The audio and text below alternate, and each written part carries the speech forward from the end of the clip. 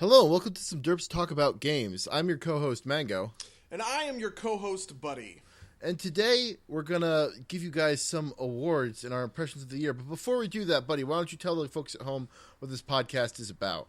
Well, it is pretty simple. We like to talk about games. I have to admit, I was really excited in theory about this episode, and then I started sitting down and getting ready for it, and I was like, man, fuck. Yeah, I haven't necessarily kind of pinned down what has dampened my spirits about the year, but it really sucks because I love favorites, and I love going over years and stuff like this because I think it's a great way to kind of just to think critically about this stuff. And I obviously do this all the time, right? But I just had a conversation with my little sister who's not very, she's not super media savvy. She's much more focused on current events and news stuff. And so it's easy for me to ask, what was your favorite thing that you saw this year, and get her to think about it and think about what her, of all the things I saw this year, what was my favorite, right? And I like these parameters for games, but it has just revealed to me that I only played 8 different games that came out this year. So I haven't really had the most comprehensive year of my video gaming career.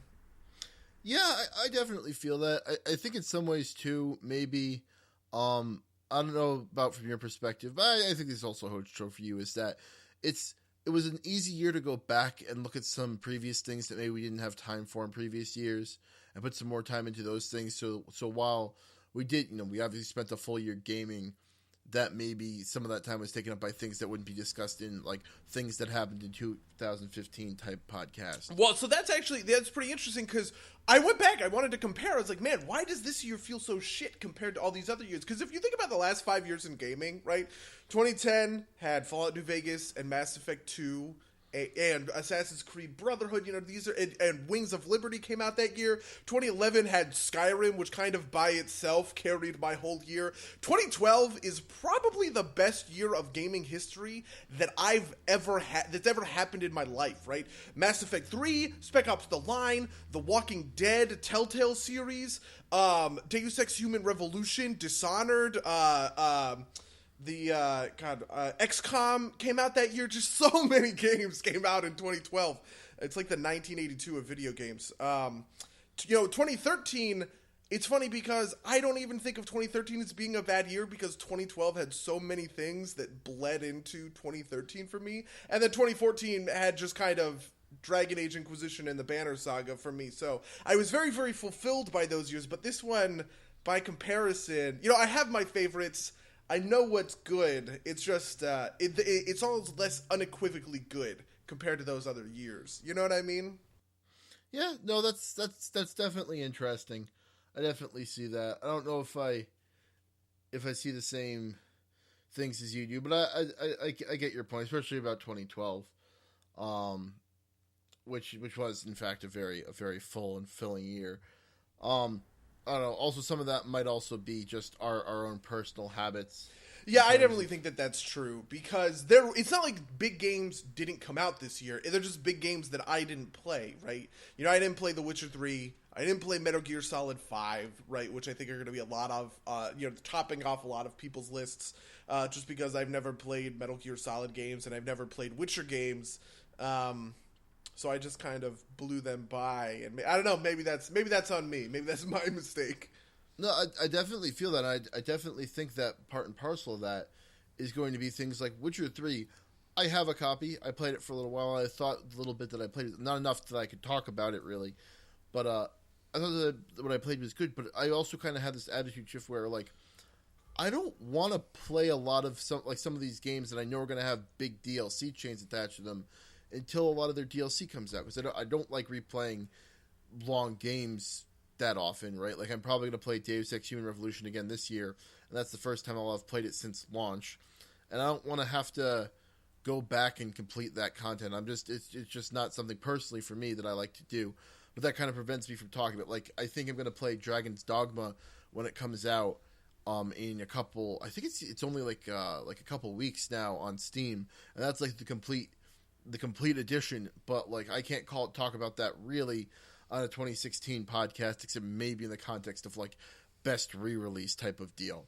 Yeah, I feel that. Well, it's actually kind of interesting because most games in my like career, you know what I mean? Like I played an entire vanilla run of Fallout 3, Fallout New Vegas, Mass Effect 2, Mass Effect 3, right? And then I went back and I did a comprehensive run on all of those games with all of the kind of the DLC. I mean, I've played Mass Effect 2 like 40 fucking times, so I guess that one doesn't really count. But most of those other games, you know, I've played them vanilla, and then I've played them kind of with these, you know, like the Game of the Year edition. I don't really know. I don't know. It doesn't really. I think some games it works better for. Like Skyrim, I never felt like I needed to hold back to wait for the DLC. Fallout 4, similarly, like if the DLC comes out, I feel like I'll be able to integrate that into a playthrough easily enough. That's been a big question because I'm sure all of the loyal listeners know of my. Yes. My feelings towards Fallout 4, and I you know, I'm pretty confident in this. Like, I don't like Fallout 4, and I don't think I'm going to replay it the same way that I've replayed a lot of these other games or whatever. But part of me also is like, well, I do kind of want to see what they're going to do for DLC. So, am I going to revisit this one, or am I going to like stick to my guns of probably not? Yes, my guns of the Patriots. Yeah, I also feel bad about Metal Gear Solid 5 because, you know, I'm a big stealth game guy. I really, really like stealth games, and Metal Gear Solid 5 is obviously, you know, it can be played, I suppose, as a stealth game. But it's also, I guess I really don't like the way that Konami, you know, part of this is just like, I don't like the way Konami treated Kojima through all of this stuff. I know some people, I probably shouldn't say that on case. Well, whatever. I know some people who worked at Konami and they really got fucked over, which bugs me. You know, like on like a personal kind of level. I don't know. I haven't really figured out how to parse that. Well, if you're a true Kojima fan, you'd know that in fact it's Metal Gear Solid V, and that's what Kojima insists on calling it because he wasn't able to fulfill his original vision or something like that. I'm not a real Kojima fan, so this is something that was told to me by various and sundry sources. Well, that is interesting. Yeah, I've tried to get into and understand Metal Gear Solid just from a historian perspective. You know, it's the same kind of thing that has made me go back and play classic Mario games or whatever, just to understand like the history. It's like going and watching old movies, kind of. Man, how on earth do people think these games have good story? Like, whoa, it's ridiculous. It's I don't even know. I don't understand. I don't get it. I've watched the Metal Gear Solid 1 and 2 as movies. There's a channel on YouTube. I can't remember it, but I'll put a link in the description to the playlist because I was considering trying to get myself ramped up to play 5 without having to play the games because no one got time for that. Like the movie for Metal Gear Solid 3, I think is like 8 hours long or something like that. Fair enough. But it's I always thought the stories were interesting, but they were always like I think part of the charm of the games is their convolution. But enough about a game series that neither of us have played. Yes, that is not the focus of this maybe cast, that should be one of our awards. Best video game that came out that we didn't play.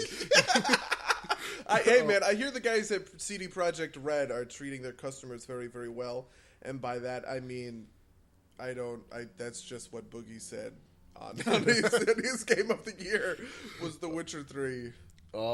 Yeah, but so I think what we're going to do for the format is we're going to start out with our games of the year, a little bit of an inversion here. That way we can, because we don't really have a set thing. The way we're going to do this, we're going to do our games of the year because that's kind of like an important one to do, and we don't want to kind of squeeze it in at the end. And then we're going to we're each going to pick a category, and we're going to alternate categories, and just go from there and see how it turns out. So, buddy, what is your game of the year for 2015? I have a feeling that this one might not surprise anybody. It was number 2, I believe, on my hype list. I talked it up a couple of casts ago just because one specific character really, like, He just floored me. My game of the year is the StarCraft 2 expansion / standalone / expansion. I'm not really quite sure how they term it. Legacy of the Void. This, this is just kind of almost endemic of the ambivalence I'm feeling about this year as a whole, because I really, really love StarCraft 2. The Legacy of the Void is so good, and it's so good in like, it's so good in ways that I think are very underappreciated, right? Like, I want to say that it has good writing, and it does. It has great writing. It has fantastic writing. But, like, certain things have good writing in certain ways and bad writing in others, right? Like, the Star Wars movies come out, so it's pretty easy to talk. Like, the Star Wars prequels have great writing in the sense that the plot is structured in a really interesting way. If I were to just tell you the story of the Star Wars prequels, I bet, like, that sounds great. You're in it. But then you start getting into the specifics of it, and you go plot point by plot point, and then you go, phrasing of dialogue to phrasing of dialogue, and you're like, whoa. You know what I mean? So, like, on one end, somebody says, oh, this has great writing. On another end, somebody says, oh, this has shit writing. And it's like too big a category.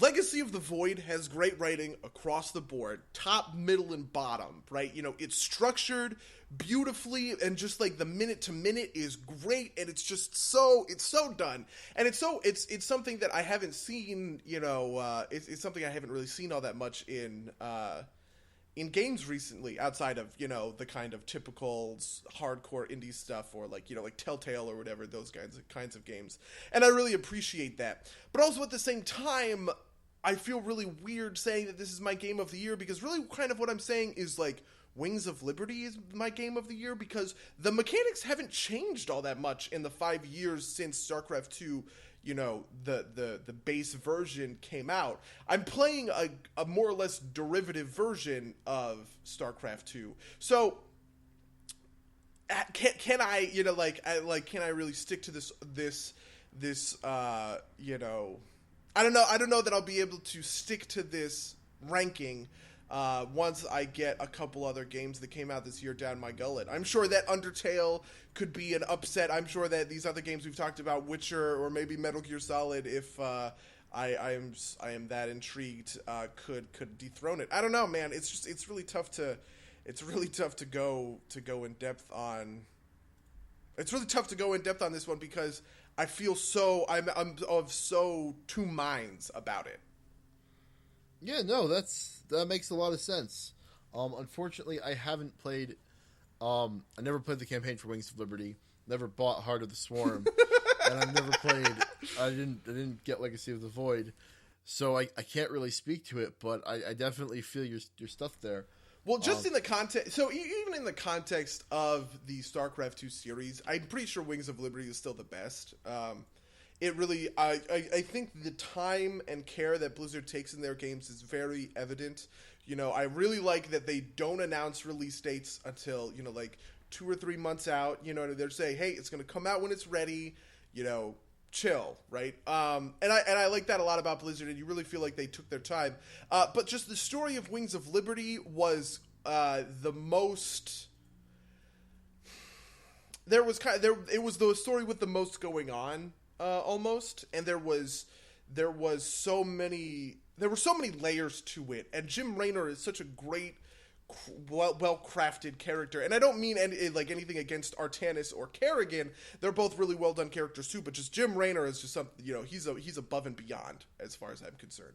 The thing that I really enjoy about Legacy of the Void in comparison to Wings of Liberty is that they didn't kind of rehash the same stuff.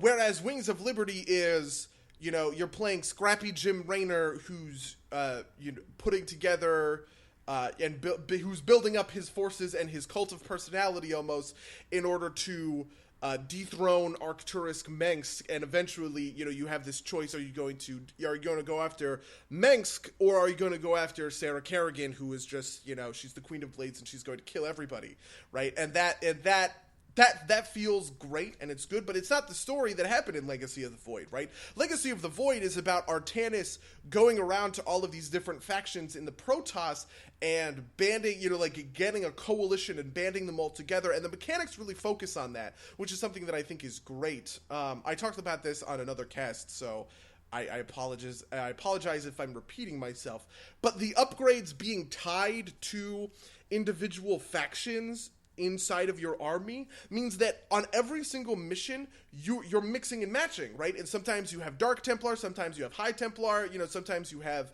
Dark Templar and High Templar being the factions, not necessarily the units. That's super confusing. Sometimes you have the Purifiers, who are another faction that get in, and so you're fighting with this conglomerated army at the same time that you're building this conglomerated army. And I like that a lot. I really think that they they handled it so well. And the last thing I want to say about Legacy of the Void, because it is almost the most important to me, is that when we were talking about our hypes games, I just kind of rattled off a lot of questions that I was really hesitant about, right? Like the Protoss communicate telepathically with one another, right? They all exist on one giant mind web, and they can just... So how can you have different... how do you have different characters communicating and kind of existing through that? How can I empathize as a human who's never telepathically linked my mind to somebody else? How do I kind of get into that? Okay, why are we focusing on Artanis when Zeratul has been our window into the Protoss faction for all this time? Why are we focusing on Ire when all these other games are about touring the galaxy and going planet to planet to planet?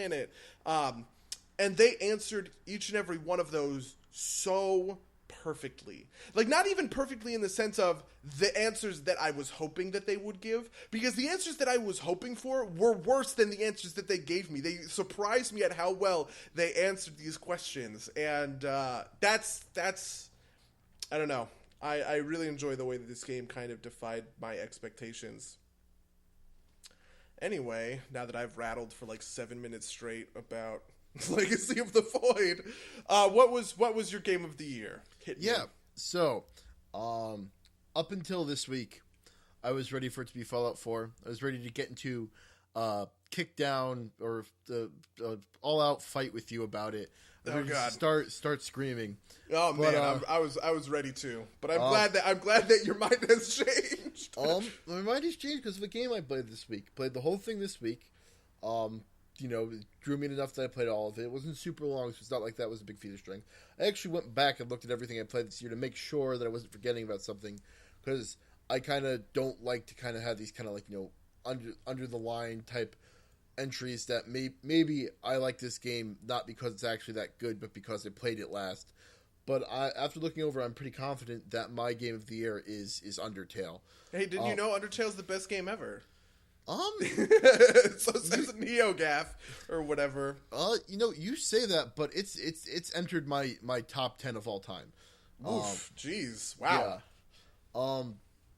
It's so. If any of our listeners have played the game, Barkley Shut Up and Jam Gaiden, that is one of my favorite silly little indie games of all time. It's a very short game. It's all humor. It's all silly. And what Undertale managed to do is it managed to capture that humor and that mirth that I got out of it, while at the same time having a serious undercurrent through it that came through in the end. It also managed to surprise me in many ways. It had a couple of twists and turns. I was ready to kind of be like, this game isn't as good as everybody hyped it up to be, but it really is. And it's funny because the mechanics of the game aren't super complicated. In fact, I did a true pacifist run. I didn't do a genocide run. I watched somebody else do it on the internet, so sue me. But like, the mechanics there aren't super compelling because a lot of it is...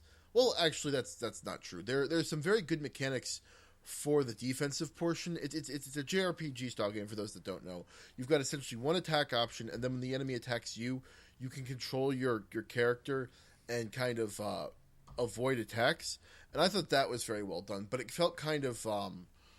it feels kind of weird when you're playing True Pacifist because you're essentially waiting for conditions to pop up that let you not kill anything. Which I thought was handled fairly well, but if the game had just been that, I don't think I would have been as satisfied with it. What made the game really great was the story and the characters, and on top of that, the humor.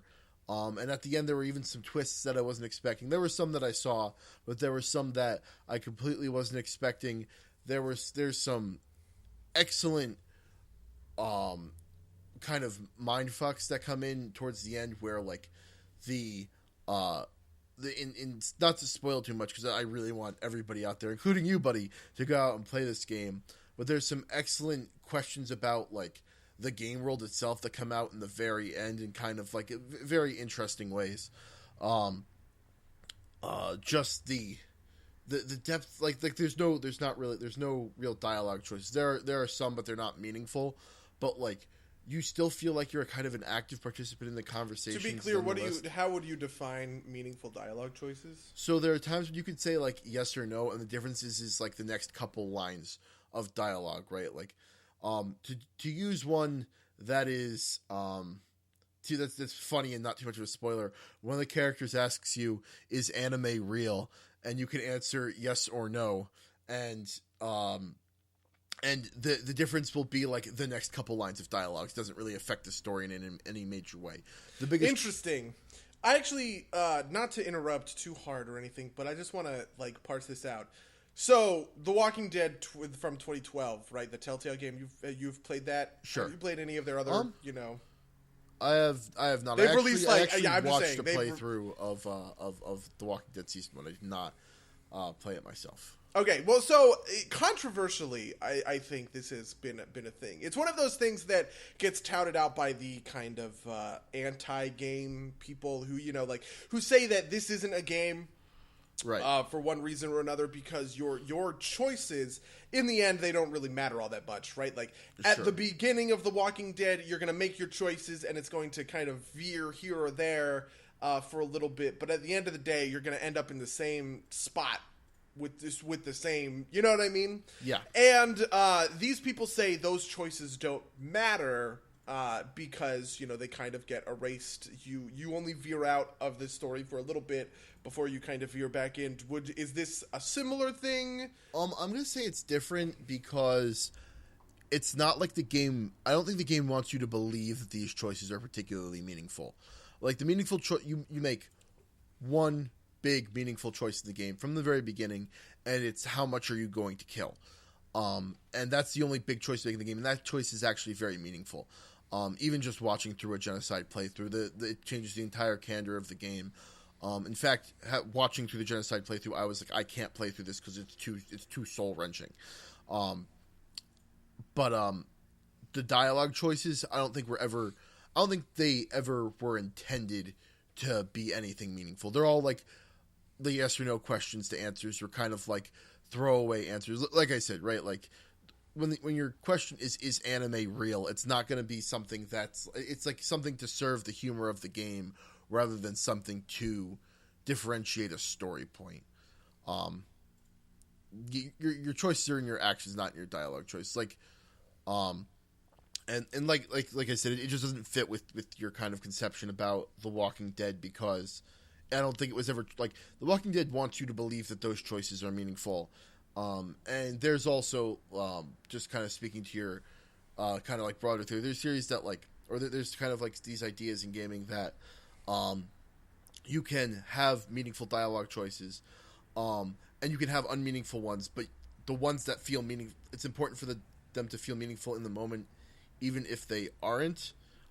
If you're going for that type of game, but I don't think these dialogue choices in Undertale ever tried to feel meaningful in the moment. Okay. Yeah, I mean, I'm squarely in that camp that you just described, right? Like, whether or not the choices mean anything, right? It's about you making the choice, not about the effect of the choice as it kind of goes on, so to speak. And so it's one of those things where, like, you kind of have to be rolling with the emotional boulder of the game in order to like really experience those games almost at their truest, or like what the design of these choices are supposed to be. Like, even I've played plenty of Telltale games after The Walking Dead, and even though I know functionally that they're all structured the same way, these choices aren't going to matter in like an effects like way. they still make me feel different, right? The choice that I make makes me feel different, and that's the meaningful pit of it, right? As it's being made. Does that make sense? It does. I understand what you're saying. And I honestly, I think I have some deeper thoughts on it too, but I don't think I want to go into it here. I think that's actually, this is going to become a running theme on this podcast, but that sounds like something that's part of a different podcast, like exploring that. Like, maybe we do that as part of our definitions podcast. Oof. That we were talking. The definitions podcast is going to be like 14 hours long. Can we? When do we get to talk about how every game has a narrative and a protagonist, Mango? The definitions podcast is going to be 14 hours long, and the entire description is going to be linked to dictionary.com definitions. Fair enough. Yeah, sorry, I didn't mean to derail you too much. No. I wanted to know, obviously. Absolutely. So just to be clear, I brought up that they technically have dialogue choices because, you know, I'm kind of a pedant, and you do have dialogue choices, but they're entirely meaningless, and they're not trying to be meaningful. Like I said, the biggest choice in that game is how much you kill, and that really comes out a lot, and it really affects the narrative game, and I love it. I love it so much. I love all of the little different things that the enemies are. Like, there's an enemy called a Tsundere plane, and it's just, like, it's so dumb, but it's so perfect, and it fits so well in this world, and it's, the world just feels alive in a weird way. It's I don't know. I love the game. I highly recommend it to everybody out there. I think that if you like story in a game, definitely check it out. It's what, like, right now with the Steam sales on until it's like $8 and it's like $16 with the soundtrack. Definitely get that too. This, you know, if I was gonna do a best soundtrack of the year, which I can't because it's always going to be Undertale. It's Undertale. If you're interested, check out a song called Megalovania. I'll link a link to YouTube in the description. It is just so good. Best soundtrack of the year would be a good way to get me to praise Fallout 4. Just because I like the Fallout 4 soundtrack a lot. I think it is very well done. It's done by a guy named, I've been doing a lot of research on game soundtracks recently for the reason of we're starting up Hell's Rebels, and I'm building my soundtrack like list, like all of these playlists for it. And I'm very torn on whether or not I want to use Fallout 4 tracks because I think they're going to be recognizable just because we've all played it. You know, like, or most of us have played it and we've heard these tracks, but I think the tracks are so good at kind of, that, you know, putting you on a train to like emotion land and bringing you into that emotion station. But yeah, it's a guy named Enon Zur who does all of the Dragon Age soundtracks, which I also think are quite good. I think you should definitely play Crawl Out Through the Fallout in the middle of Hell's Rebels. I think that would be appropriate. I mean, yeah, no, I mean, not that. I mean, just like the actual base. It's also a very long show. It's like 8 hours long. No, it's not true. It's like 3.5 hours long, which is about the same length as the Skyrim soundtrack. Which, by the way, woo boy, are you guys in for some Skyrim? Yeah, no, I did the same thing for my Rune Lords game. I downloaded the Skyrim soundtrack, because it's very good atmospheric music. It's good music to have play. Like, sometimes it's hard to have music playing while things happen. Actually, just to bring it back to Undertale, something that the Undertale soundtrack does really well is that, like, your atmospheric music is very good and kind of very good at being in the background and not screwing with you too much. And when you get into a boss fight, all of the bosses have this very distinctive music that really kind of like plays to their character well, and it really accentuates the fight, which is part of why I think the soundtrack is so successful and part of why I think the game as a whole is so successful. Just these amazing songs that really set the mood and the tone for the fight that you're having. It's so good.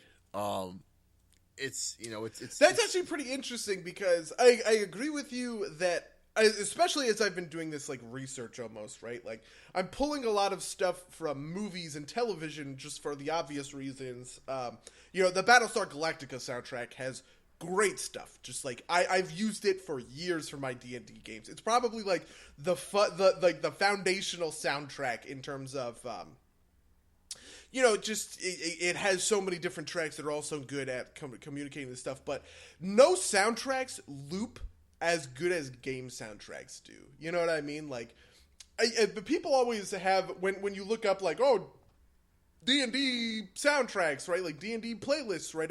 People always have the Lord of the Rings in there just because I think it's high fantasy, obviously. But the Lord of the Rings tracks loop terribly. Like 3 or 4 tracks loop well, and those are the most like outspokenly recognizable tracks, right? Like, the 3 hunters, ba ba ba ba ba, right? Like everybody knows that. It loops really well, but it's so distractingly Lord of the Rings that like I never want to use it. But stuff in Skyrim, right? Like the music that plays ambiently when you're just in Whiterun, right? That music loops perfectly, and you could just have it running for 30 minutes and nobody would notice because it's so good. Yeah, no, and I think this is actually I think one of the bigger strengths of this game too is that like because it's a JRPG style where the combat all happens on like a separate screen. Like that music can change at that moment, kind of like like dun dun dun like in Pokemon, which is what I was doing. I was not doing an Undertale song; I was doing a Pokemon song. But like, and not only, on top of that, all of that music loops perfectly because it has to, because the fights can be kind of long. And I don't know. I highly recommend the game and the soundtrack. Just for anybody out there. I would be remiss in saying that I'm going to link to Megalovania, but some people would tell you that you shouldn't listen to that until you've done all 3 playthroughs of the game. So I won't say anything more because that just spoils a little bit too much. So if you're that concerned about it, just wait. But I think it's the best track on the album. Otherwise, I don't think I have a lot more to say about Undertale right now because, like I said, I don't. A lot of the things that make that game great are kind of like these individual moments that I can't really talk about unless you've played the game. So at some point, if you end up playing it, we'll do a spoiler cast on it. I'm sure that I will get to it not all that far off in the future. Yeah, well, so I think I got the first. I slyly got the first one in with the soundtrack point. So why don't you suggest a category to do? I'm sure I don't. I'm sure this isn't going to surprise anyone when I say that I'm a very story and character focused player, and I suppose what are we, casters? Am I a player focused caster? Are we doing game criticism at this point? Anyway, navel gazing aside, who is the best character that you've played as or you've seen in your games this year? So just an individual character, not a game? Yeah, just an individual character from any game. Also, by the way, I'd like to clarify that this also includes performance. I think something that just gets undersold in games generally is the performance of actors, right? I think there are certain well-written characters that have lackluster performances, and there are certain kind of mediocre characters that have great performances. So feel free to change your answer based on that, I suppose. Okay, so this is a character I've played, just a character that has happened in a game that I've observed. Yeah. Okay. This is I guess this is our best actor award. Okay. Wait, does it have to go to whatever. How about you do yours first? This is your category while I mull over my choices. Fair enough. Okay, my man, it is a little tough because this is a big toss-up, but I'll explain the toss-up between the two. The award goes to Alarak, who I explained a little bit about before in another cast in StarCraft 2, how he's just such a great, he's so well-spoken, and he has these beautiful quotes. I read off a quote about, oh, I defer to you as the fool. It's just one of those, he's one of those guys. He has these great one-liners, and he's so perfect. But I think, I was thinking about it a little bit more in depth, because I was like, is this actually a good character? Is there more to, is he just one-dimensional, and I just really like the dimension that I'm shown? But I actually think that there's more to Alarak. I think he's more well-rounded than that. And so, in order to explain this, I'm going to spoil a little bit about Legacy of the Void. I apologize if anybody hasn't played that game, because whatever, but just be aware that this is a kind of mild spoiler, like a medium spoiler. Alarak heads up the Tal'Darim. The Tal'Darim have been enemies. They're like Protoss enemies who worship the Xel'Naga as gods. In the previous 2 StarCraft games, even in, you actually fight Alarak at first, in Legacy of the Void, but when Amon, the big bad, who's this ancient Xel'Naga who's trying to destroy the universe in order to remake it in his own image, when Amon kind of trips that this is his plan, and he takes control of the Tal'Darim, he mind controls them in order to get there, Alarak joins up with Artanis and is like, no, this is bullshit, right? This isn't what I fucking signed up for. Amon, you are, like, Amon is the worst, and I am going to stop him, right, from destroying my people. And over the course of the game, you play with Alarak, and you actually help Alarak take over the incredibly autocratic, incredibly brutal Tal'Darim system, like system of government, where it's all a hierarchy. And so you basically have to turn Alarak into Hitler or like Stalin. But he's going to be Hitler or Stalin working with you to help you fight the guy who's going to destroy the universe. And it's a really interesting dynamic, mostly because of how it reflects on Artanis. Artanis is trying to create this great coalition of Protoss, right? And he laments that the Protoss have created these petty lines between one another, between Dark Templar and High Templar, and Tal'Darim and High Templar, and the Purifiers and everything. And Alarak is showing him a different viewpoint that he has to consider, and eventually he almost has to agree with to a certain extent. And you can see this young leader being kind of formed by not just Alarak, but in all of the different leaders that kind of come up for these factions. And I think that interaction is really what sells it so hard for me. Is that not only is he, he's funny and he's got these one-liners, but he's got an ethos. He believes in something. And he interacts with these characters in a way that ethos, it makes sense. But there's also that pathos of, like, he wants to save his people. He's doing what he thinks is best for his people. And I think that all kind of combines together to make him, my standout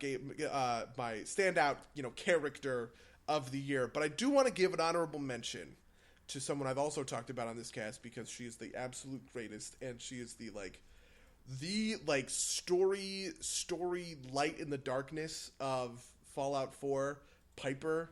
My God, I don't understand Piper. I don't understand how she's in this game, because everything, all of the story and the writing of these characters in this game, they're all so kind of bland and mediocre and straightforward, right? But Piper is so well written and so dynamic, and the voice actor, she performs so well. I was just so engrossed, and there was a while where I thought I was about to forgive Fallout 4 for his transgressions, because I was like, oh my God, if all of these companions are like Piper, then we're golden, right? Like, we're solid, we got everything. And then alas, the rest of the companions are kind of middling and mediocre. I guess certain of them are better than others, right? Nick Valentine is definitely there. More fighting. Yeah, oh God, strong. Nick Valentine is he's pretty good. Honestly, the voice actor for him kind of soured me a little bit. He didn't really sell an emotional range. I didn't really believe that was a person, if that makes sense. Like he was such a party member. I don't know. But Piper was just so good. And in a world without Alarak, like, I would be so fine with giving this to Piper. Like, she's up there with some of the she's up there with Garrus and Cassandra and the greatest of the BioWare companions. That's where Piper belongs up there, and she is by far the best companion to come out of any of these Bethesda games, mostly because Lydia's only line is, "I'm sworn to carry your burdens." It's a pretty good line, though. It is. I actually really enjoy that in Skyrim, because it gives you a dimension for her character, but it's so light. She just has to say that in that sardonic way, and we all know that, like, Lydia, is just like constantly rolling her eyes at all of this kind of thing, and you kind of get to imagine into it. But Yeah. the beauty that is Skyrim and how much I love that game is not withstanding, I suppose. Not for this cast. All right. So I've thought about my answer, and it's kind of a toss-up, because I could talk about Sans and Papyrus and Undyne, who are all characters from Undertale. But there's one that's also up there, and I think in the interest of variety, I'm going to focus on her, who I thought was equally as well, and that's the character of Hannah from the game Her Story. Now, if you guys haven't played Her Story, it's an indie game. It's relatively short. You can get it on Steam. It is probably the best full-motion video game ever, just because it's, I think, the only good full-motion video game ever. What happens is you're a person sitting at this computer of a which this computer has like recordings of these interviews in a police station that were done with this woman, Hannah. And you can't look at all of the files, like they're not indexed anyway, but you can search for them. You can like put in a word, and if the word matches anything in the transcription, it'll show up, and you can watch the video clip. And if there's too many of them, there's like a limit of like, I think like 3 or 5, that you can, the number of clips that'll come up if you search the word and there's too many clips that match it. It's very neat in that kind of like, like, oh, it's like an old computer. It can only give you the first 5 results type of deal. But what happens in that is you piece together this story, right? Like, this is a game that, some people might say isn't really a game, because there's like, the puzzle is essentially, can you figure out what words to search in so you can get the whole story? And this entire story is told through the lens of this woman reporting on what's happened, and giving these answers to a police officer, and trying to piece together what's happening. And she really sells it. Like, she tells this story that it's at some moments is crazy, engaging, and heartbreaking, all at the same time, all by herself, right? Like, this woman is the entirety of this performance, and it's like, the closest thing I could think of is have you seen it's a Ryan Reynolds movie where he's stuck in a box underground. He's like I know the movie that you're talking about. I haven't seen it. I think it's just like called Buried or whatever. Yeah, something like that. And even in that movie, there are other characters that talk to Ryan Reynolds. This entire game, like, the person behind the camera, like, you kind of have to assume what the questions are. It's all on this actress and on Hannah, the character, and she tells this beautiful story that's a little bit weird, but a lot of fun and just crazy, because you see, like, you end up seeing pieces of the story in different places, and you kind of have to piece it together, kind of not unlike another movie reference, Memento, where you kind of see different pieces and nothing really flows together, right, because you're not quite sure what happens where, but eventually you put this together, and it's just done so perfectly. Another game that I would recommend to everybody to play. That one's much shorter, but she really sold that story for me, and for how much I enjoyed that game, being that entire game resting on the shoulders solely of that character, I think she deserves Character of the Year for me. Fair enough. Just to be clear, better than Papers, Please, which is the only other like no-motion game I can think of. Well, Papers, Please, the character, like, there's no character in Papers, Please that like does it for me. Also, did Papers, Please come out? Sure. No, Papers, Please came out in 2013. Okay. But I'm just wondering, because I'm trying to think of no-motion games, and it's the only other one I can think of off the top of my head. Sorry? Are you talking about my full motion video comment? No, I thought. I didn't realize what you said. I thought you said no motion. No, full motion FMV, full motion video, because it's it's God, like, that makes so much sense. I understand. Yeah, it's like actual recordings of this woman. The older games in this style were usually pretty bad. They were like like they try to do like rail shooters with them and they barely work. Yeah. I totally see what you're saying. Yeah, I was like, what a weird category, but it's totally a category that sounds like an indie game, right? You know, like a person sitting at a desk doing a thing. Yeah. Oh yeah. Yeah. I was like, oh, I guess there's a genre for that. No, I meant full motion, but that would be an interesting category to try and bring up. But that's not the category that I'm going to talk about next.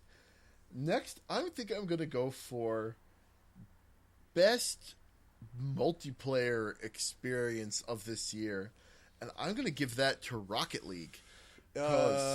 Geez. You know, looking at my list, the only game that has, like, a multiplayer experience to speak of... I guess Attila technically has a multiplayer experience, but yeah, Rocket League is kind of the only one. I guess Legacy of the Void also has a multiplayer experience, but... You know. Yeah, but just to talk about it for a little while, that game's we've played it together. That game's super fun, right? Like, so I have weird thoughts about this game, okay. But yes, I can 100% agree with you. It is super fun.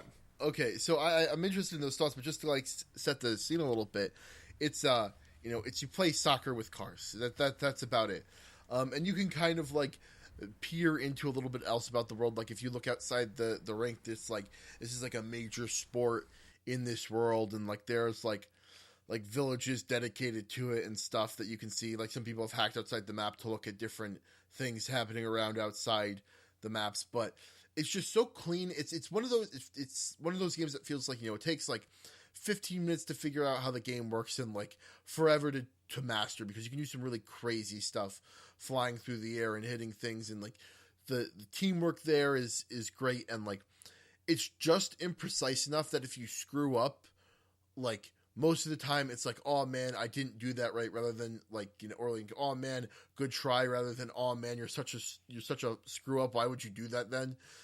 As is easy to happen in League, because League's built around less about like mastery of controls and more around League is built more around like like tactics, whereas this game is about like, can you like personally skillfully maneuver your car well, and if you can't, it's like, well, that's something to practice mechanically rather than tactics. Not that tactics are completely absent, obviously, but I think that like the fun in the mastery of that game comes out of the mechanics. And well, I think that's definitely because you know, it feels a lot like League has a basis in RPG-ish kind of mechanics. Sure.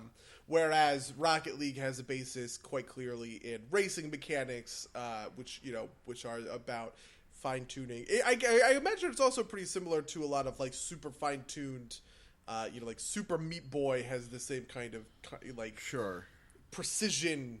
It's about like precision. I don't know. Yeah. Also sports games, because ultimately it is a kind of weird hybrid future sports game. But you said you had some deeper thoughts on it? Yeah, so I've been thinking a lot about... I mean, this is going to come out, I imagine, in full force when we do a definitions podcast. But just... I've been thinking a lot about games as art and games as sport. And I kind of think that it's a pretty useful, like diaspora to kind of think about things. Because I don't think Rocket League isn't good art, you know? Like...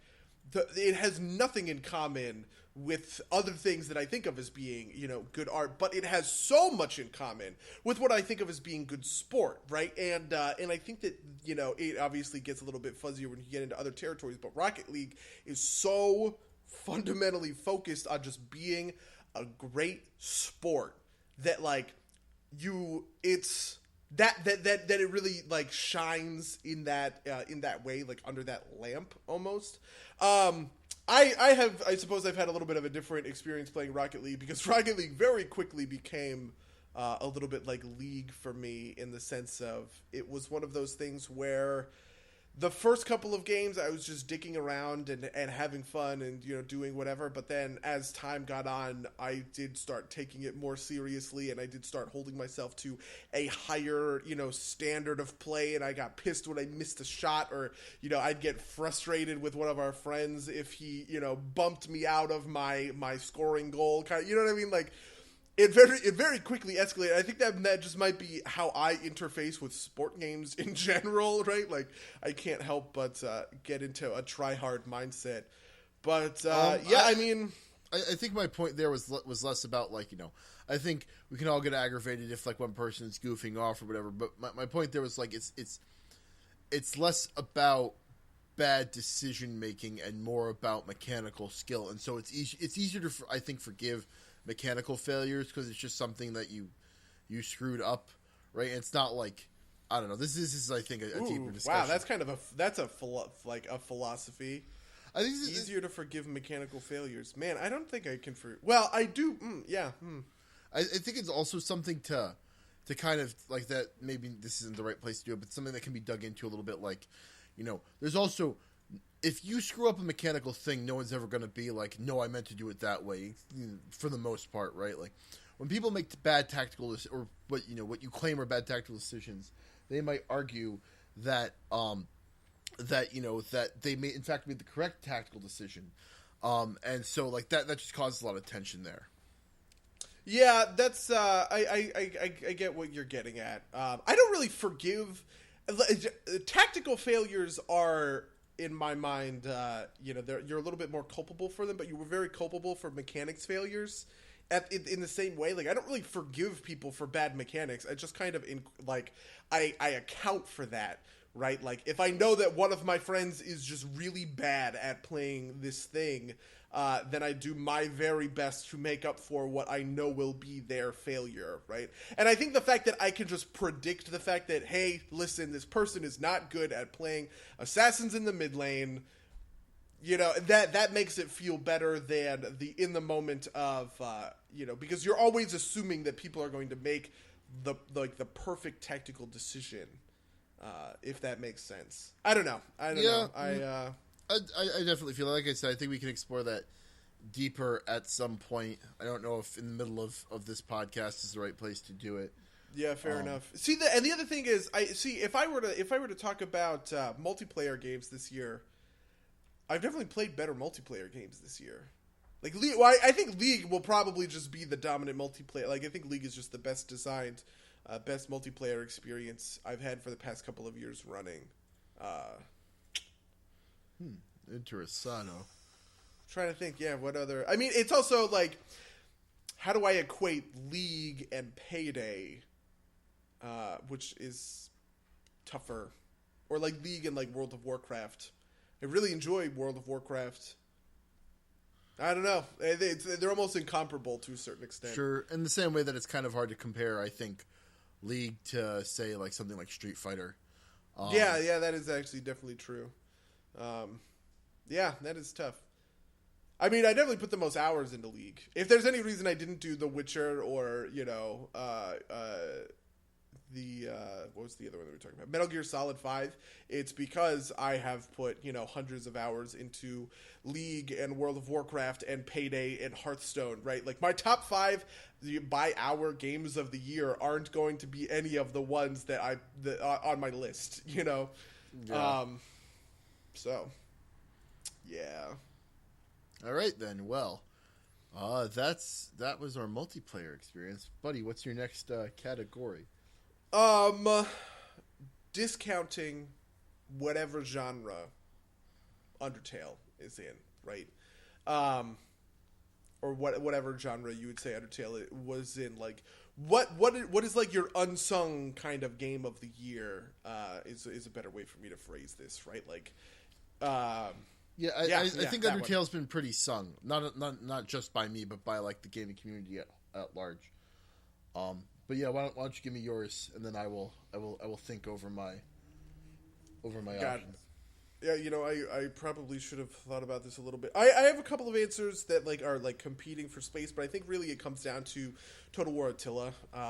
And this is another one of the StarCraft. I feel a little bit ambivalent about this because really I'm giving this award to Total War Rome because it's so many of the mechanics are the functionally exact same.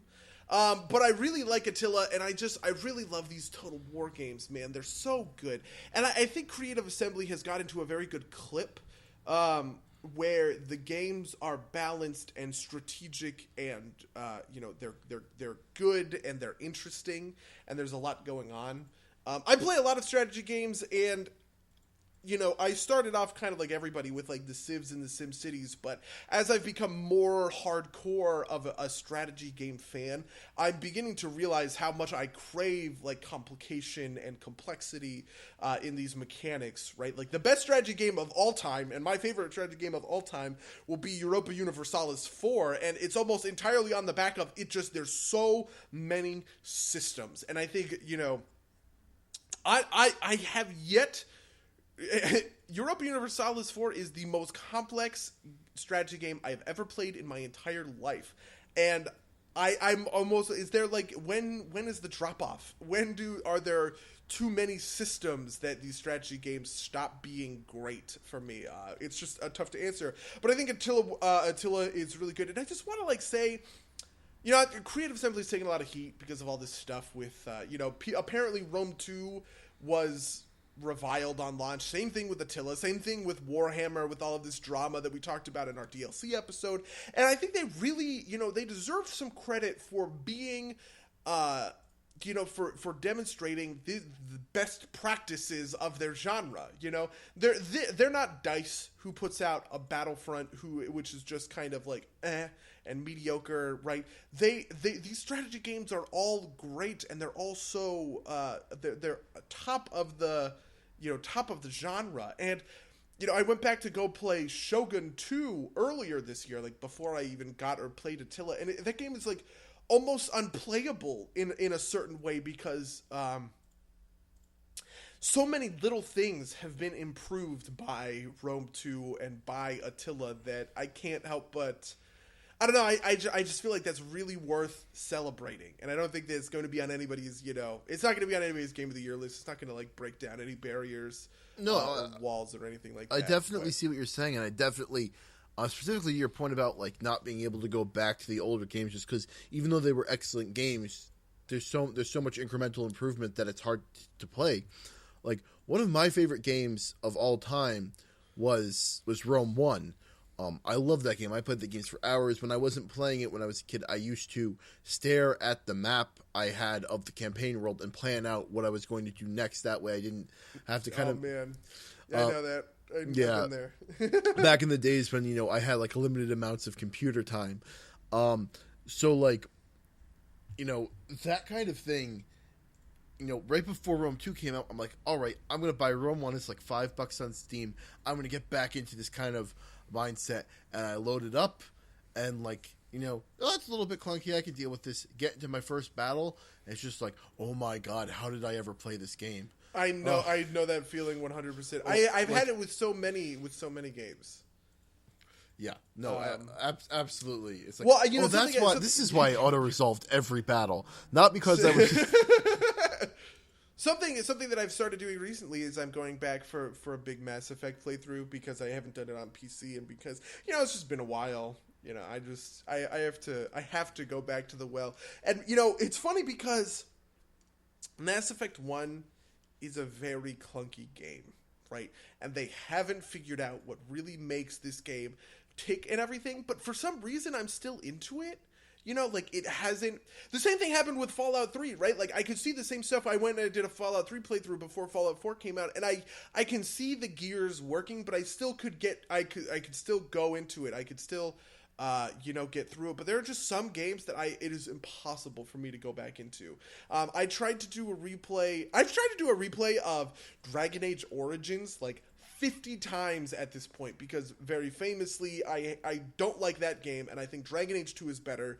And I always want to go back, and did I just have one playthrough that was too good or whatever? Did I do it wrong or something? But I can't do it. It's so clunky. It drives me insane. I don't know if I'll ever be able to kind of come around to it, but yeah, anyway, what would be your undersold, underappreciated, underrated game of the year? I think I'm gonna go with Victor Vran. Have you heard of this game? Yes, I have heard of this game. Actually. So kind of, I bought it on a sale at some point, as I do with a lot of these games, and kind of on a whim, I'm like, huh, why don't I install it and play it for a little while? And then the next kind of 3 days were just me screwing around with this game. This like amazing Diablo-style game. Most of your skills are determined by the weapon that you choose to use, rather than by the choosing skills as you do in Diablo 3. You get a couple of choices on like demon powers, which are individually selectable skills, and everything's kind of upgradable. And then, as I dig into it, it's like, oh, all these maps, you can get like star ratings on them. There are different challenges associated with them, and you get more experience and more ability, and more rewards based on that. And they all have secrets. And then as I'm digging into it, it's also like, oh, and then there's this thing that lets you combine different recipes to kind of like spit out new items. And oh, this game is like all of the depth and all of the crazy systems in something like Diablo 3. Like it has all of those kind of like things that you expect out of like a very well polished game, right? Like things like that you expect in like a patch 4 of a game that's kind of like, like, oh, well, we only have 6 things to modify now and people have hit them too many times, so we're going to add a thing 7. That way people have more things to obsess over for the next bit of content. And that's all there on launch. And it's got the same type of depth and the same type of like scaling up that you can do. And unlike Diablo, leveling up the character is not just like, a holding period until you can start getting the real game, which is like gear and rifts. Like that whole game is fun, and like it feels good. The mechanics of playing the game just feel great. The challenges in the levels are all suitably challenging, and then at some point, like I never even hit the cap, but like you can do the same type of repeating when you do hit the cap. In terms of like keeping the different pieces going, and just I haven't heard anybody talk about this game, and it's crazy to me because things seemed well balanced. Like nobody else among our friend group plays, but I could see us sinking some hours into it in that same kind of way that we do with Diablo 3, without having to have like that hour of powered up guy grinds us to the top level. That way we have like decent characters. I'm just so surprised that nobody's talking about this game at all. Yeah, well, geez. Yeah, I've heard of it, I think, only through you, so fair enough, I guess. You haven't played it at all? I haven't played it at all. I haven't even purchased it. You've told me a little bit about it. Okay. I'm not a huge fan of Diablo games, unfortunately. Like I have Diablo 3, and Diablo 3 is basically the only one I've ever really played to any extent. I played a little bit of Diablo 2 with people, but it was we mostly stuck to things like StarCraft and Warcraft 3 custom maps when we were all playing stuff together, and maybe would put an hour or 2 into Diablo 2. So it is I don't know, it is interesting. Yeah. Huh. Well, I guess it's my turn to pick a topic. So let me think for a second. I think I'm going to go with it's kind of mundane, but I'm going to pick it because my answer is interesting. I'm going to go with best first-person shooter of the year, and I'm going to give that to Splatoon. It's unique, it's colorful, the gameplay is competitive in the same way that any other FPS is. Like in terms of new things to do, like Splatoon has it, right? Like the game isn't actually about, it's not about deathmatch, it's about covering the map with paint, which I think is an excellently cool new game mode. It kind of like freshens up the genre. The fact that you can swim through the ink like a squid, and it gives you so much mobility, and you can launch your allies on the map, just puts a whole new spin on the game. It's got the same type of weapon depth and complexity that you'd expect out of an FPS. There's, maybe not as many like individual variations, like you don't have like 6 different assault rifles with like minutia of different stats, but there's enough classes of weapons in the game to kind of give you that kind of variety that you're looking for. Just and it's cute. It's fun. And it's got probably the best loading mini game I've played on a game this year. When you're waiting for a match, you can you play a little squid on the gamepad and jump around. Not super crazy about the aim controls, but you can turn them off. Just play it like a regular twin stick shooter. And I just had a blast with it all this year. I think it's phenomenal. Yeah, go play Splatoon. Man, you really wanted to make me give an award to Fallout 4, didn't you? Fallout 4 is, by the way, my friends, the only thing that could be construed as a first-person shooter that I've played this year. Wait, really? Wow, I didn't even intend for this to be... seriously, this is my list. These are the games I played this year. Fallout 4, Mad Max, Attila, Endless Legend, which is a strategy game, the Game of Thrones Telltale game, Pillars of Eternity, Rocket League, and Legacy of the Void. Those are all of the games that were released this year that I played. That I played this year.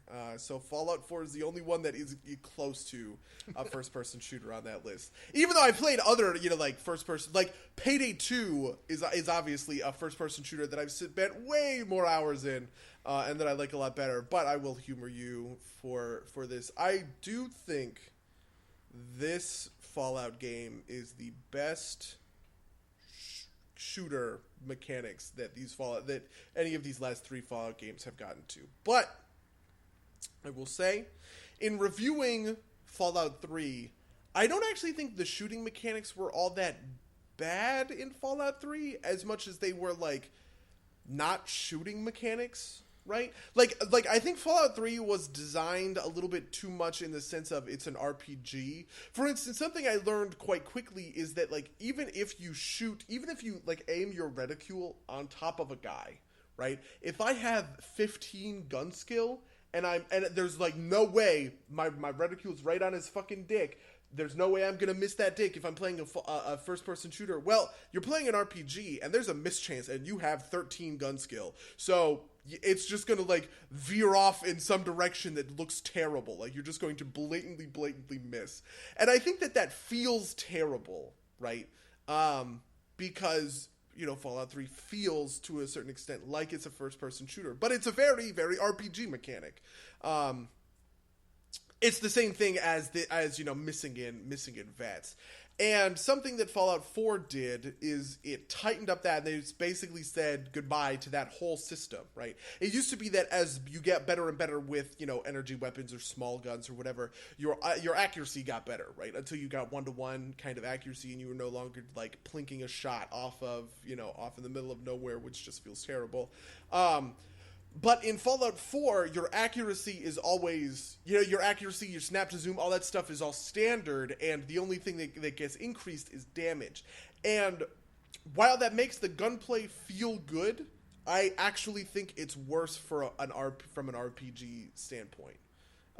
Mostly because they didn't categorize the weapons with enough variety to a certain extent.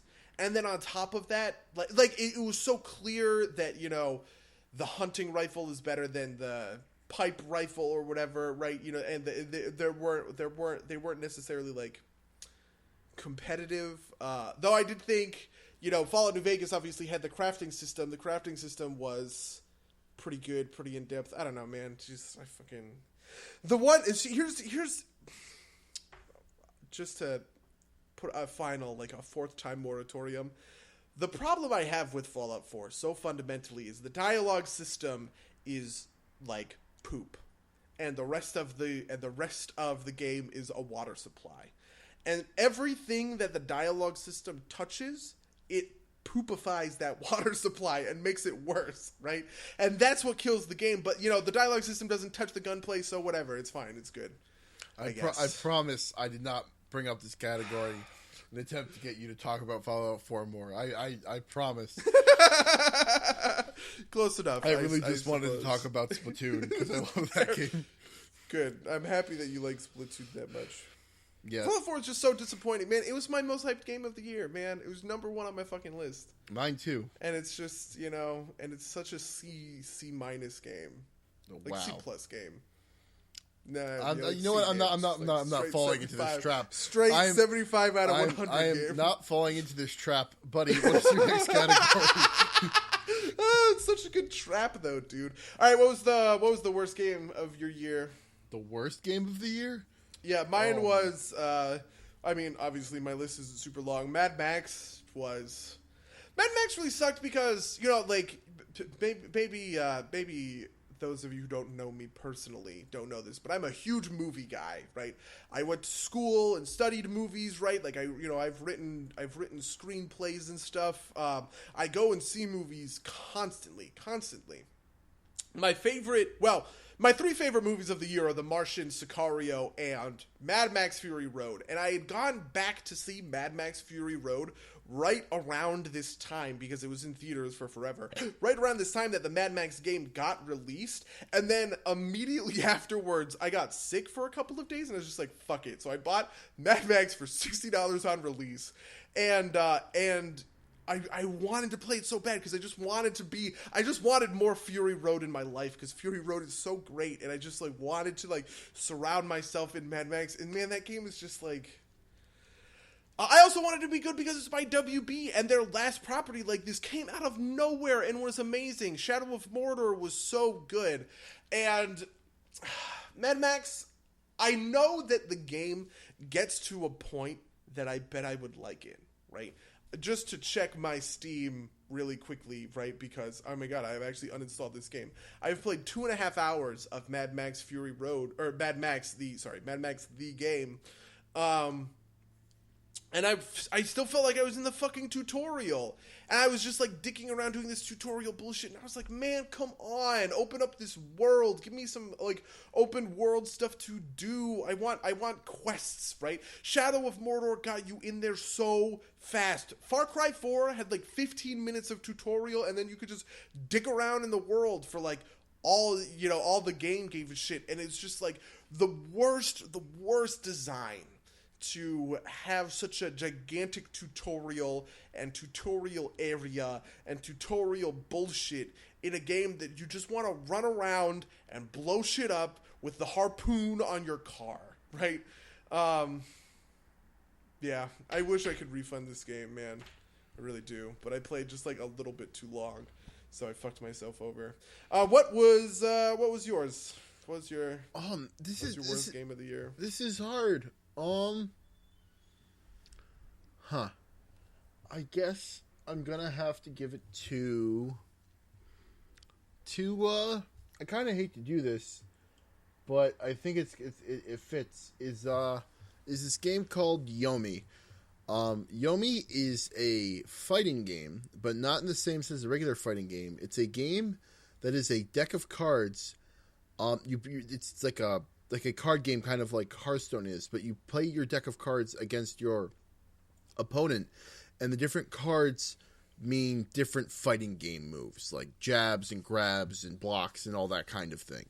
And it's kind of like an interesting in concept kind of take on a fighting game, because you have you have time to think about things. You don't have like that speed component. You don't have any execution component because it's all in. It's all on the cards, and like the decks kind of are supposed to represent different types of fighters. Like, your standard Shiryu could fight like different grapplers. Like there's a big stone dude whose most of his cards are grabs, and like they can grab even if you get hit type of deal. But ultimately in execution, I didn't find it to be that compelling. I couldn't get into it. I couldn't feel like I wanted to really put in the effort to figure out how the different games went. I didn't want to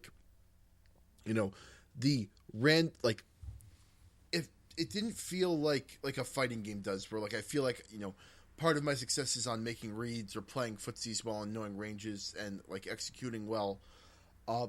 It just kind of felt like I was playing rock paper scissors with limited options. I didn't like it very much at all. Luckily I think it was cheap, but it was not something that I could just get into. I really wanted to too. Jeez, fair enough. Yeah. Well done. Yeah, okay. I guess we're nearing the end of the cast. What one final category? What would your one final category be? Would my one final category be? I suppose I have one if you don't. Go for it then. Okay, just because, I guess just, now that we get to look forward, because next year is coming up, what game that's coming out next year are you most looking forward to? Well, I've got a handful, but I'm going to let you, I assume you're going to talk about Total War Warhammer?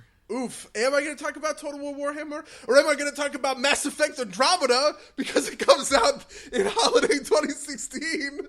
I am actually going to talk about Mass Effect Andromeda because I haven't talked about Mass Effect enough in my life on this podcast. One day we're going to do like a hardcore cast where I'm just going to go. One day I just want to do an entire cast, by the way, about Mass Effect 2. Maybe I'll just do like a Twitch stream or something when I start playing it in the not too distant future to just record my commentary because I have so much to talk about on that game and I have so much to talk about this franchise. But looking back on it, BioWare has been consistently the best developer, for me, over the past, however many years. Ever since I first got into BioWare games with Mass Effect 1, the only game that I don't like is Dragon Age Origins. And it's not even I don't like that game all that much. I just think it's really clunky compared to, other comparable games. I actually like the story behind Dragon Age Origins a lot, right? And I think the character and the writing and all that stuff, the BioWare stuff is, it's solid. It's really good. But, when I was going back and looking at those past years, right, 2007, 2010, 2011, 2012, 2014, right, every single one of these years, the BioWare game that came out that year, right, Dragon Age 2 and Dragon Age Inquisitions, Mass Effects 1, 2, and 3, those games have always topped my game of the year list, and I don't think there's any reason for me to assume that Mass Effect Andromeda is going to be any different. Unfortunately, or maybe fortunately, there's not all that much information out there. All we really know about Mass Effect Andromeda is that the story is fundamentally, you are sent by our galaxy, our Milky Way galaxy. You're being sent to the Andromeda Galaxy because if the Reapers, in Mass Effects 1, 2, and 3, if the Reapers destroy the galaxy, we want humanity to continue someplace else. So, you're sent out. And I think that this is the perfect game. I think it's just the perfect decision to put Mass Effect in the future. And I think making an exploratory game is going to be a really interesting challenge for BioWare that I'm really excited to see what they do with. I think if they could combine the kind of atmosphere that we get in these Bethesda games with the kind of depth and writing and stories and characters that you get in these BioWare games, that will be my magnum opus, right? That will be the magnum opus game. Man, I'm quite excited because it's more Mass Effect, and that's all I ever want in my life. Okay, well, that was surprising. Although in retrospect, if I had known that Andromeda was coming out in holiday, I would have anticipated it more. Yeah, I imagine so. Because for me, it's a toss-up for both Total War Warhammer and Street Fighter V. I know you didn't play the beta because you're a coward. That's true. I was too busy playing Mass Effect 1.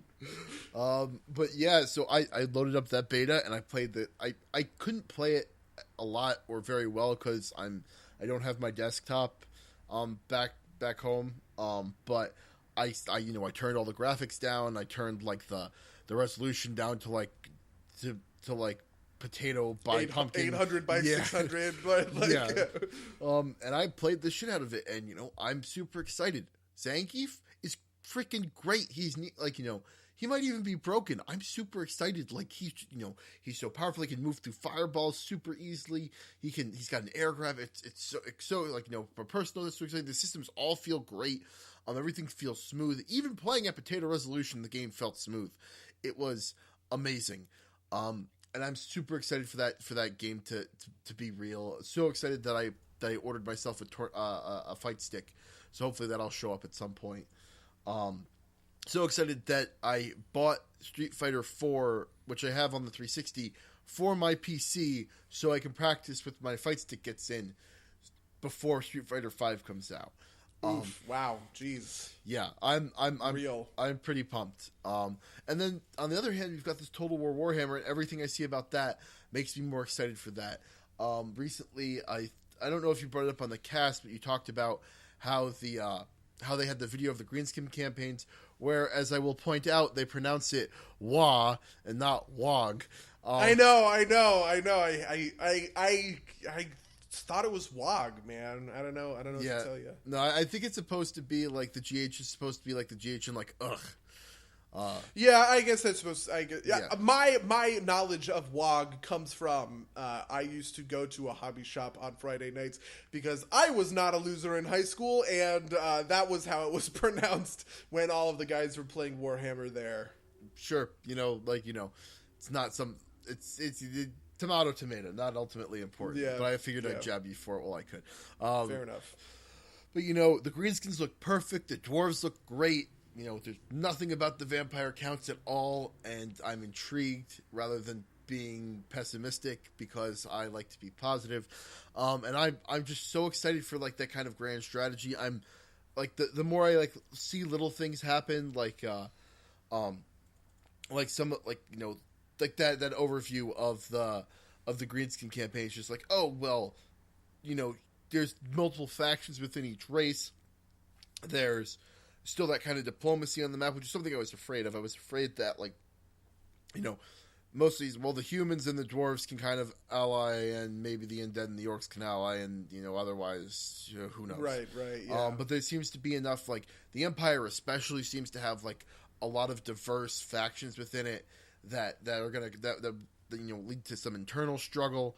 And so I am super pumped for that game too. Just I really want a strategy game that I could just kind of like dig my teeth into. Like, man, you know what I really want from this strategy game, to be completely honest, and it's something that I've actually been searching for years at this point. One of the things that I read out on my list was actually a game called Endless Legend, which is a medieval fantasy strategy game. And there's actually another one. Last year, I played a game on release called Age of Wonders 3 that's the same thing, and they're both trying to scratch this itch of I want to play a game. I want to play Total War Warhammer. I want to play a grand strategy game, but I want to do it in like a mystical, in a magical setting where I get to throw trolls versus dragons and see who wins, right? Like, and Total War Warhammer is going to be like the perfect realization of that.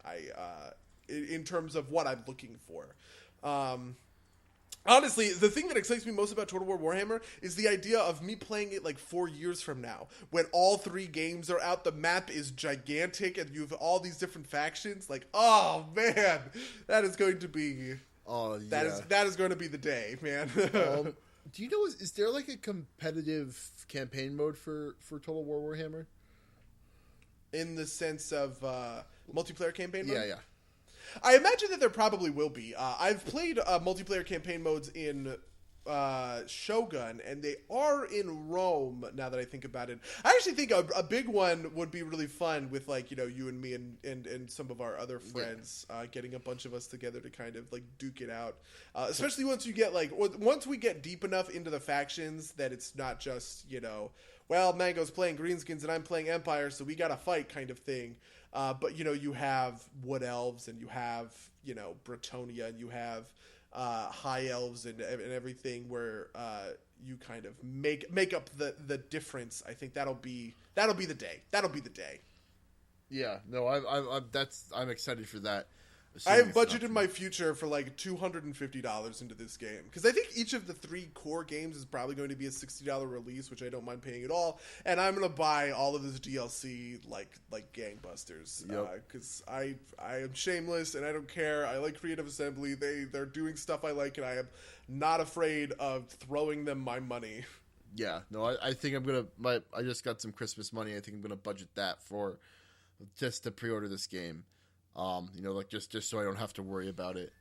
Yeah, I do need to pre-order the game. I forgot about that. Got to get them Chaos Warriors. Yeah, those Chaos Warriors. Oh no, cut content, Mango. I mean, if you really want to support Creative Assembly, you'd buy it after release and then buy the DLC. That way, you're giving them more money.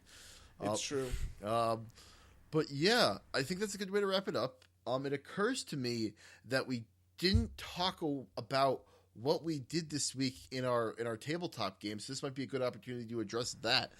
Oh, right. Yeah, I did forget about that. I have also realized that we didn't stream Rune Lords this week because it was a very quick kind of RP set. So, technical difficulties were that Mark couldn't get into Roll20, so we ended up just sitting in Mumble and talking through kind of what ended up happening. And I was going to record it, but just like all of the Roll20 stuff, like got, it like messed everything. And at first we weren't going to play, but then Mark was like, whatever, let's just do it in Mumble kind of thing.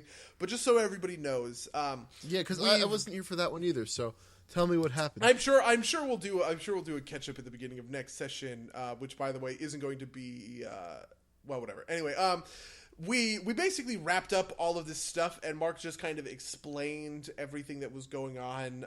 Zanesha was a couple of different political officials that apparently we knew of, but honestly, there have been so many like names and stuff that it all kind of got very hairy. We went and talked to the Mandarin, who's the person running the tournament, and we've basically done that thing at the end of like a section of an RPG where like we've beaten the bad guys, we've ousted all of the bad guys from, their positions of power, and now we're throwing our good guys into those positions of power. And so, like Haas and Denaria, maybe, who's like the councilwoman for Ordelia, is going to be kind of upgraded. The big plot movement is that Hydemark Academy straight up murdered the Launderers. They or maybe it was Magnamar's Finest, I can't remember. They during the race, which we skipped because we didn't need to do Wait, it. Hydemark Academy, is that the magical girls, or is that the Jeez, I don't remember. which one? I thought the Hydemark Academy were good guys. No, they are good guys. Oh. So they murdered. But do you remember the Launderers like really fucked with someone? What they did was in the match they basically were like, we're straight up going to murder this person unless you forfeit, and they forfeited. Right, yeah. Well, because the race was taking place and it wasn't inside the arena, there was no safety against death. So Hydemark Academy didn't give a shit about winning the race. They just ambushed the Launderers and murdered all of them, except for Jessa, who we have now learned is off on her own, probably because she hypothetically died in a fire, but there was no body. So Kenzo is relatively sure that she escaped, and yeah, I guess that's what happened in Rune Lords. All right, and in Iron Gods, the big thing is we fought a big old boss, and we kicked your shit. That was actually a pretty easy boss fight. Yeah, unfortunately. Yeah, it's just one of those things. I mean, there were some complications without being. No, problem is that like even the anti-magic field, our magic guy, of our two magic guy, or what? We have three magic guys. We've got me, you, Muher, and Sivrin. Sivrin's a paladin, so he just hit it a lot. I'm a blood rager, so I just hit a lot, and Muher's a spell slinger, so he just shot it a lot. And even though it wasn't as powerful as it could have been, it worked out pretty good. And we murdered everything. Complete with high level Pathfinder play, ladies and gentlemen. Yep, that's the way it goes. And there's no Rune Lords or Iron Gods this week, because the GM for Nick is absent, and I think we've got 2 people absent for Rune Lords, maybe, right? I don't remember the specifics. I just remember anyway. Nick is going to Florida, but on January 2nd at 6 p.m. Wait, what did we say? 6 p.m. Pacific time? 9 p.m. Eastern. Yes, from 6 to 9 is going to be the first introductory session of Hell's Rebels, which I'm excited for. I am too. I need to write down my character. You should make your character. I was actually going to say, I totally spaced on this. I was going to make like the deadline this weekend so that I could look at characters, but I never actually told you guys anything. So that's when we'll be playing our first session of Hell's Rebels, and then when Iron Gods dies down, we'll be moving into Hell's Rebels kind of full time, week by week, which I'm ridiculously excited for because I've got all my modifications for these for the campaign because I've had so much time. Though I did just receive books 3 and 4, and books 3 and 4 are great. They are so good. They're like perfect. I don't want to change anything, basically. Awesome. Which is it really seems like I feel like they must have had some different guy because books 1 and 2 were very dungeon heavy, and I was like, what the fuck is this shit? Right? This is supposed to be the social one. So I mixed stuff up a lot and pulled things out of dungeons that were in kind of superfluously in dungeons, but I shouldn't tell you this because I guess I'm kind of spoiling. But anyway, you're not spoiling. I haven't read it, so it's not like fair enough. There are going to be less dungeons than there were, which I didn't know how many were there going to be in the first place. So Yeah, yeah. So yeah, I guess that's our session this week. Yeah. So if you want to email us, tell us why your game is the best game of the year instead of Undertale. You can leave a comment on the SoundCloud stream. Or you can email us at some derps play games at gmail.com. That's some derps play games at gmail.com. And if you want to watch us, you can watch us at twitch.tv/some derps play games. Anything else you wanted to bring up, buddy? No, I think we're good. Farewell, loyal listeners. Farewell, dear listeners.